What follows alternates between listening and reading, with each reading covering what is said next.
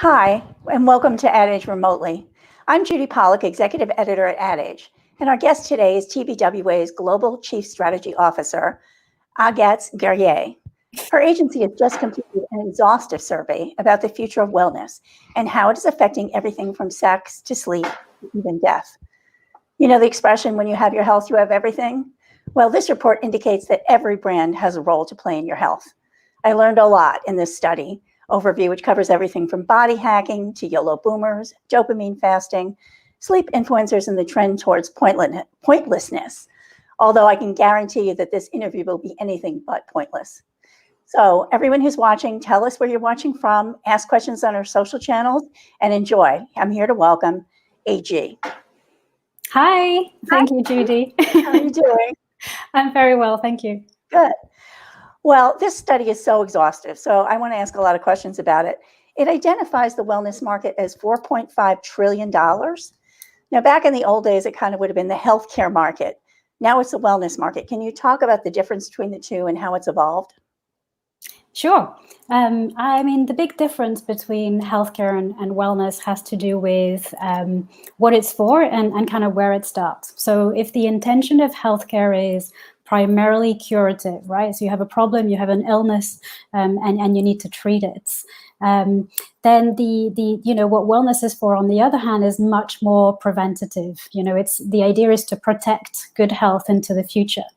And then the other big difference is that healthcare tends to be initiated by healthcare professionals. So it happens within a very specific framework, which is, it starts with a doctor or a nurse or a pharmacist. It happens in terms of retail channel. It probably happens in a hospital or in a drugstore. Whereas wellness is much more pervasive. Our relationship with wellness is not intermediated, it's direct. And that means wellness is a lot bigger and a lot more exciting. Wellness is something that you want, whereas healthcare is something that you need. So that's probably the biggest difference. But this being said, we're also actually seeing that health and wellness are converging. Wellness is kind of maturing, becoming more credible, becoming more scientific.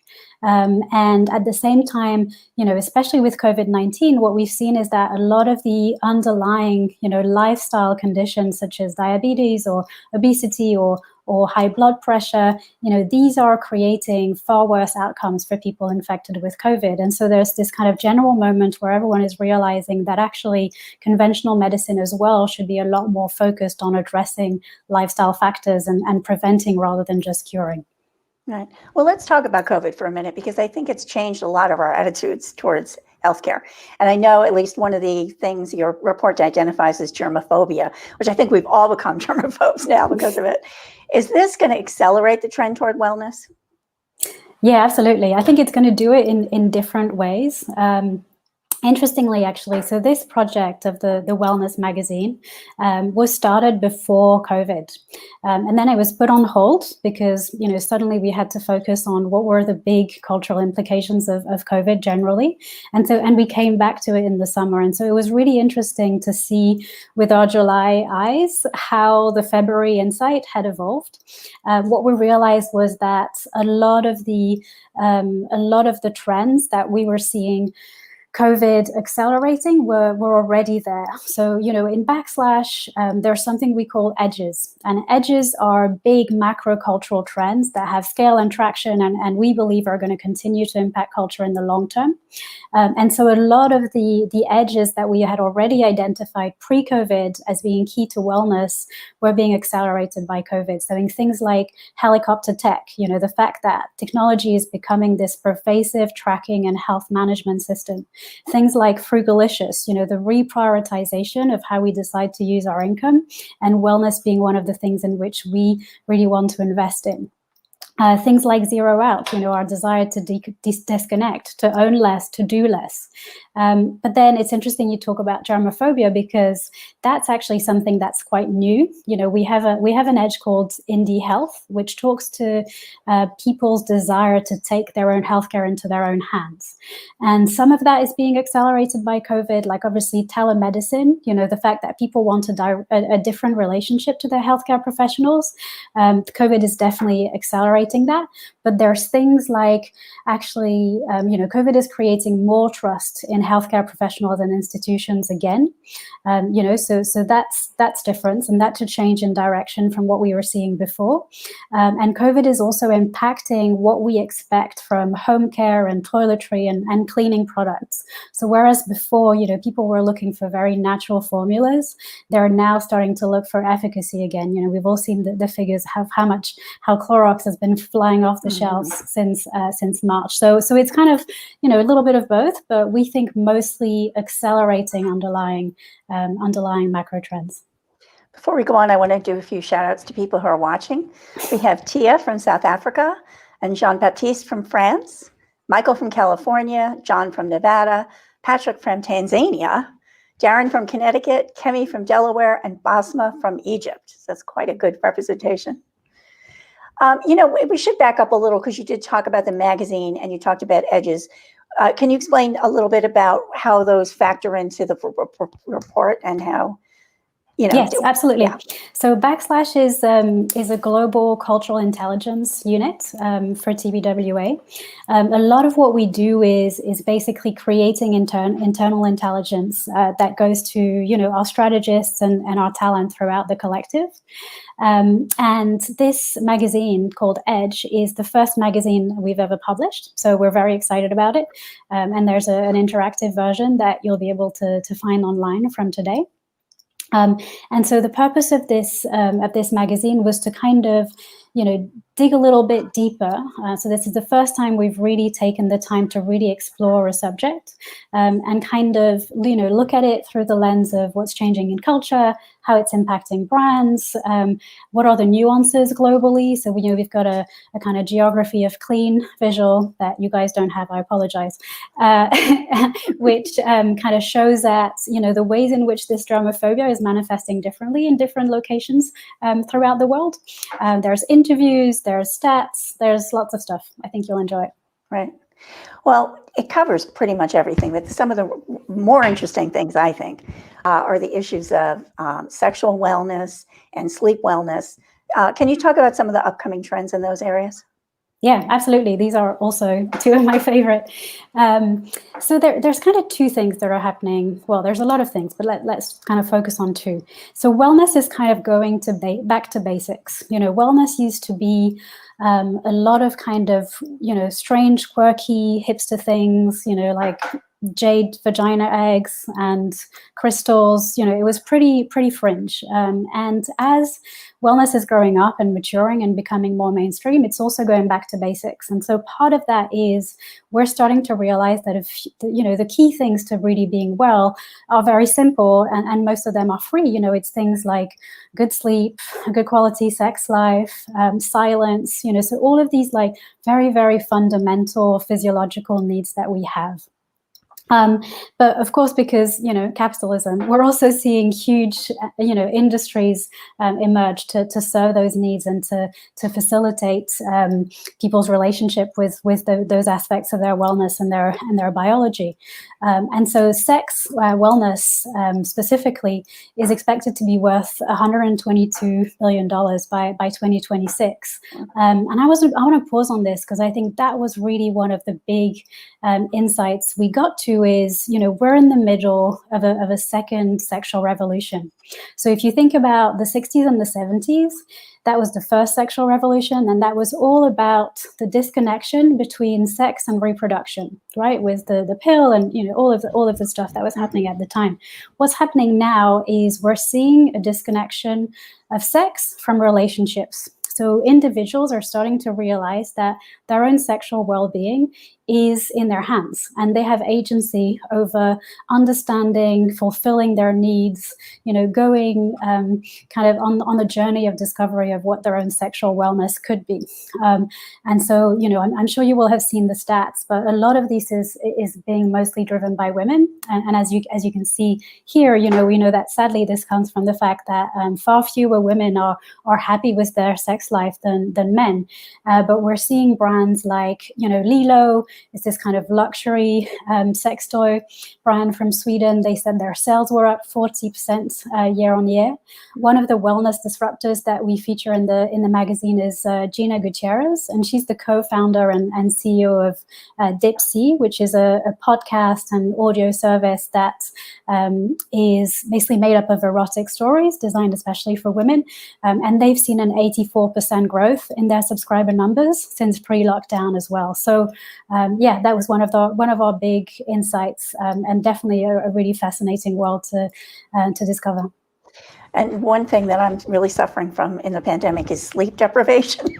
At least in the beginning, it was so hard to sleep. You were so nervous. You actually interview a sleep influencer. I wasn't aware there was such a thing, but tell me about sleep influencers. Yes, so this is Alex Shannon, and we went to meet with him in the Beverly Hills Hotel before it was not allowed and crazy looking.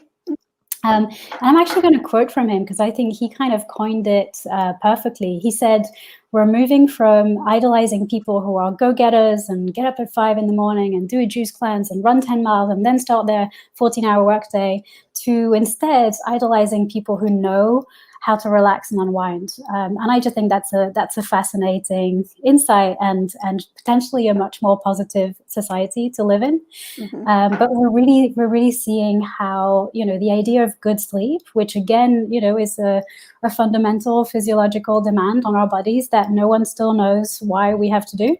It's becoming a claim across a huge amount of consumer categories of products and services. So we think, again, that's something that has huge potential. Yeah, that's what I was going to ask. I mean, I can see obviously pillows and blankets and, mattresses and stuff, but it has implications for other products as well, right? Oh, yeah. I mean, I think the claim, promotes better sleep. We're seeing it pop up in, supplements and food and drinks and tea and office nap pods and neural headbands and podcast apps and fitness services. And there's even a new version of Pokemon that rewards you for sleeping. So yes, there is no end to this list. Oh, good. One of the other things I want to talk about, and I thought this was fascinating, was the idea of owning more but better. Mm-hmm. And that there's kind of a trend towards being defined by what you don't have rather than by what you do have. So what's driving this? And can you give us some examples? Yes, and again, this is one where typically this is a trend and an edge that we had spotted before the start of COVID, but we're definitely seeing amplified. So one of our edges is called Zero Apt, and Zero Apt talks to this growing desire for absence and silence and introspection. And we're seeing it kind of translate into a number of consumer phenomenons. The magazine touches on super renters, which is this movement of young people who have decided not to own the place they live, but also kind of more generally to own as little as possible. They really want to minimize their footprint and their present and the amount of physical and mind clutter that they have to deal with. We're seeing things like Rent the Runway really was taking off before COVID. Obviously now we have less events to go to, so I wonder how they're doing. But a lot of us have also found that, organizing and improving our homes during lockdown and getting rid of stuff is really liberating, So I think Marie Kondo's dreams have become true, and it does turn out that tidying your closet sparks joy.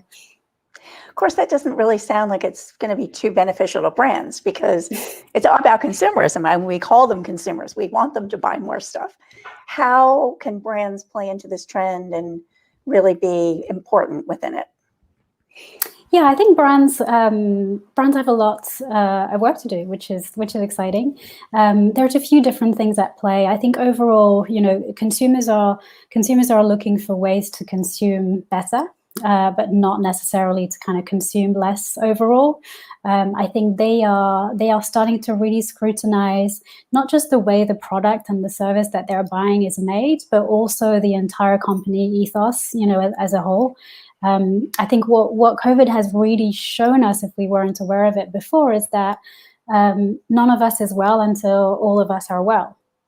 You can't flatten the curve on your own. You need everyone to be adhering to the same principles and the same rules. And in the same way, we're seeing people really start to look at how companies are behaving as employers and how companies are behaving as kind of societal and economic players overall.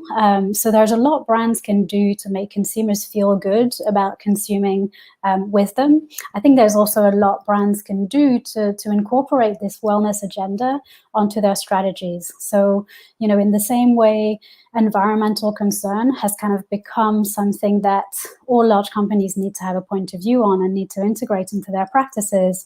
I think wellness, the wellness of the people you employ, the wellness of the people you serve, the wellness of the people you produce for, this needs to be something that features on the agenda, because it certainly is on your consumer agenda, and there's a need for it. That we've talked about this growing desire and aspiration for wellness that cuts across a lot of different categories. Most people still lack, the resource and knowledge and time to really connect with their own well-being in the way that they would like to. And so this gap is an opportunity for brands, because they can go and find ways to help people close the gap and to help people, access this aspirational best self that they want to connect with. Mm-hmm. Well, I also just want to remind people, if you have questions, please ask on social. But I did want to ask, you keep talking about disengaging and having too much stuff and trying to be, I just like less is more, I think. And does social, has that played a role kind of in just over communicating and oversharing and over everything that we're kind of over it? Yeah, it's hard to tell, isn't it? And it's hard to tell, which behaviors are going to stick when/if we're ever out of this strange phase of our history. I think social media is definitely part of it. I think a lot of us have spent a lot more time connected during this time. And in lots of ways, it's worked, right? So, the latest figures show that actually productivity didn't fall off a cliff when people started working from home. A lot of us have been able to maintain relationships and stay connected to the news and to current events in a way that we wouldn't have been able to without technology and social media. But I think we're also seeing the limits of a world where all of your relationships are digitized and mediated by social media. So I think it's kind of, it's been a double-edged sword for technology, at the same time proving that, this vaporized life works functionally, but also I think, highlighting its shortcomings emotionally. Mm-hmm. I also want to talk about pointlessness, which I brought up in the beginning. That fascinated me. What exactly is pointlessness? Yes, so pointlessness, it's a very specific kind of Dutch insight. So let me find the Dutch word. It is Nixon. Might not be Nixon because I don't speak Dutch, but it doesn't sound too tricky, so I feel like it's probably that. And it means, I think, to do nothing. So it's to do, well, not so to do nothing, but to do something that doesn't have a productive goal. So it could be, to look at nature, or to potter around, or to listen to some music, or to watch birds, anything as long as there is no end goal. And I think this idea of Nixon, again, in the context of zeroing out, in the context of people wanting more introspection, feels like it really could have traction. Mm-hmm. I think we're doing a little bit more of that. At least I know I have sort of stopped and smelled the roses more since COVID. Mm-hmm. Do you think it's accelerated somewhat? Yeah, well, in a way, COVID has removed a lot of distractions, right? It obviously depends on people. If you're a single parent who's trying to work from home while there is no childcare, you're probably not feeling like you have a lot of headspace. But for a lot of other people, the removal of a degree of socialization and entertainment and commute, etc., has created a lot more space. And so people are questioning how they want to fill that space, and do they want to fill that space, or do they actually enjoy having a little bit more emptiness within their days? Mm-hmm. We also talked about more of a need for relationships. So people are searching for relationships in terms of their wellness. Can brands help fill that role? Yes and no. I mean, I think brands need to be humble, right? I think we need to realize that marketing cannot solve all problems and needs. Yeah. But I think on the other hand, technology is also clearly stepping up, and brands are stepping up. I was really inspired to see that Netflix during the spring, so at the height of the pandemic, dedicated their social channels to having their in-show talents moderate conversations about mental health and about anxiety and about feeling lonely, and all the things that people, especially young people, their audience were wrestling with. So I think brands have a role to play. I think to help people connect with something that is very close to personal relationships, which is mental health and their own place in the world. I think brands can facilitate relationships in some cases. I don't think brands can replace relationships. Right. I also wanted to ask about another trend I thought was so interesting: dopamine fasting. Tell me, what is that? Okay, so dopamine fasting is a pretty niche trend. It's a Silicon Valley trend, and the idea basically is to kind of reduce the amount of dopamine that gets created by your body, so that you can almost reset your brain in order to be more effective and appreciate the simpler things. So there's a few doctors are saying it's amazing, it's the antidote to our overstimulated age. A lot of doctors are saying it's nonsense. So I don't want to recommend that the audience should necessarily spend a lot of time with it. But I think beyond the buzz, it kind of speaks to something, something a little bit more profound that we've been talking about, actually, which is that kind of desire for abstinence and for disconnection. So we know that Gen Z are consuming a lot less alcohol, drugs, meat than previous generations. We know they're having less sex than previous generations. So I think this notion that people are looking for ways to reduce stimulation is true and insightful and has weight. And this manifests in a number of different ways. So, a few months ago, Uber launched the quiet ride option, whereby you can pay more money to have someone not talk to you. Yeah, we saw that Finland, they got a new tourism campaign that really celebrates, a truth about Finland, which is it's a country of people who don't really do small talk and don't think it's awkward when no one says anything. And so their campaign is all about silence, please. And it kind of, features lone figures kind of staring at landscape. And, obviously you still have to look at this pre-pandemic, but it was proving to be very successful, which I think points to a desire of people to have a bit of, time out. Right. You mentioned travel. Obviously, not a lot of people are traveling now, but there is a wellness travel industry, right? Absolutely. Yeah. How is that playing out? Well, it was really, gaining traction before the pandemic, and I think evolving from, something that used to be, defined to a specific audience and a specific type of product, like a spa break and things like that, to becoming a bit more pervasive and a little bit broader. I think what we're seeing now is that, apart from the very rich, people are not traveling and are not planning to travel, at least, internationally for a while. So we'll need to see what kind of happens to it. But even with domestic travel, I think we're seeing people, and I don't know that it's necessarily correlated to wellness, but the road trip and the camping trip and being outside in nature. Now, obviously, that also meets a need to not want to be touching things that other people have touched. But I think there's also a kind of desire to reconnect and find silence and peace. Mm-hmm. You also mentioned, I'm a boomer, probably shouldn't admit to that, but you talk about you only live once boomers, which is made me think of it because you're talking about people traveling and getting out. But the thing is, it's traditionally, and AARP has argued this forever, that brands ignore that segment. That the thought is, well, they already have the brand preferences and you're not going to be able to change them. They're too set in their ways. Do you see that changing at all? I mean, I keep hearing it's going to change. It never seems to. Yes, I think it will change, but I don't know. It might be one of these, like, male grooming, where we've been saying it was going to pick up and it never does. But I think it will. I think it will because there's a number of different things. I mean, first off, it's a huge economy and it's a growing economy. The silver economy is probably $15 trillion right now, so it's huge.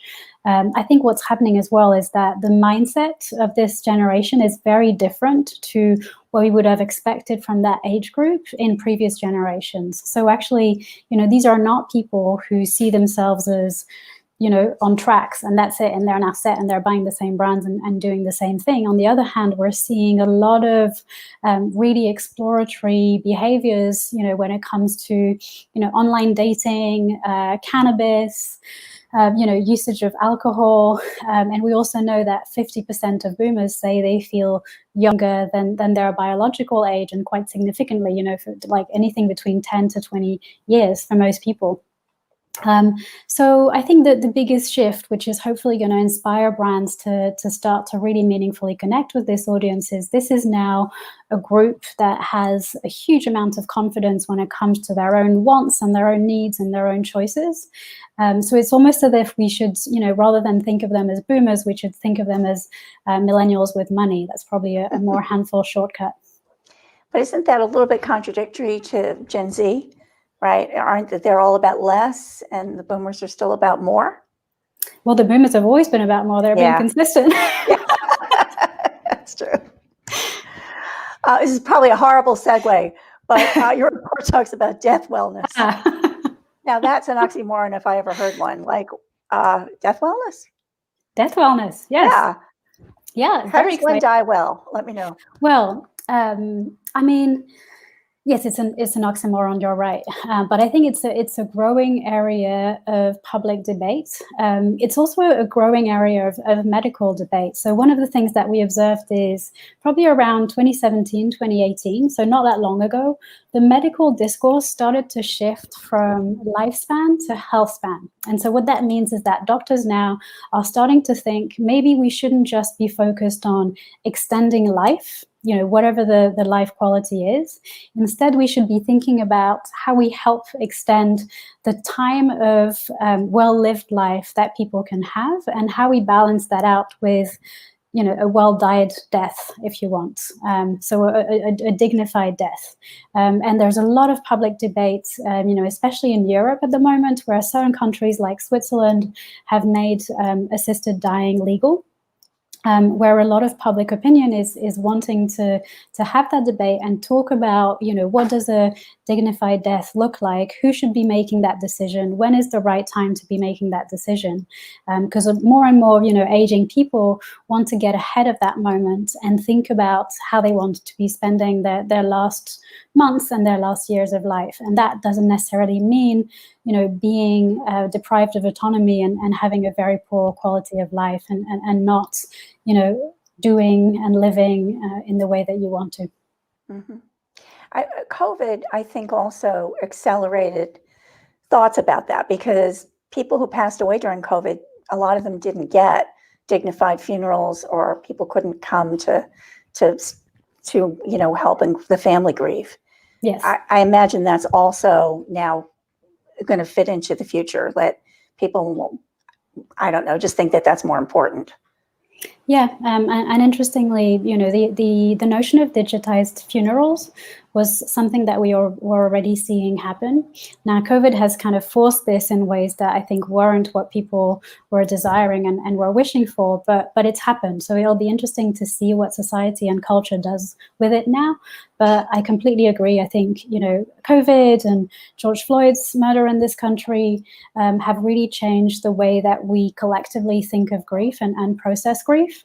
And if anything, I don't want to say that it's a good thing, but I think the idea that we should be able to have a conversation as a society and as a culture about death and what is a dignified death, I think that's a positive evolution. Mm-hmm. I don't want to end on a bummer note, so let's start on something a little brighter. Some of the trends that I was reading about, they sound like I read them in a science fiction novel. We've got body hacking and muscle suits that form an exoskeleton, and Like, just how real is this, and will it become a part of our lives going forward? Yeah, I mean, the answer is I don't know, Yeah, but it was Japan. yes, well, you always count on the Japanese to be out there with technology. I think a lot of people are working on it quite seriously. I think we should expect to see, probably in the next decade, a number of kind of significant, scientific evolutions in the field of nanotechnology and AI and genetic technology. With like CRISPR gene manipulation and things like that applied to healthcare. I think the kind of RoboCop thing, I don't know if it's going to be mainstream, and I don't know if it's going to be short term. But I think, generally, if we look back at our species, 50 years into the future, I think we're going to look like a blend of technology and biology. And I think that's exciting. Yeah, it is. Before we go, I do have one question from the audience, and it's from Safira on LinkedIn. Does the growth of dopamine fasting and slow living trends signify a range of brand opportunities for self-care and wellness that may seem contradictory? Yeah, I think that's a good question. We kind of, touched on it. There's a lot of tension there. And it's interesting because, when you think about that tension specifically for Gen Z, for example, Gen Z are an audience that are very engaged, are more kind of politically committed and active than previous generations, care a lot more about things like climate change. The amount of it that actually trickles down into consumption behavior is relatively small, because at the end of the day, I don't know if it's human nature, or I don't know if the society we live in, but people like buying stuff a lot. And so there's this tension there. And I think, the brands that will win in the future are the brands that help solve that tension. So that help people do what they want to do, which is consume and self-actualize in that way, but do it in a way that is also building towards that greater cultural narrative of slowing down and of, being more judicious and more strategic in which stimulations do you choose to keep into your life or not. Mm-hmm. Well, that was fascinating. Thank you so much, AG, for being with us today. Thank you, Judy. I really appreciate it. So everyone, thank you, AG, for being with us, and thank you everyone for attending today's remotely. I'm Judy Pollack from AdAge, and hope to see you next time.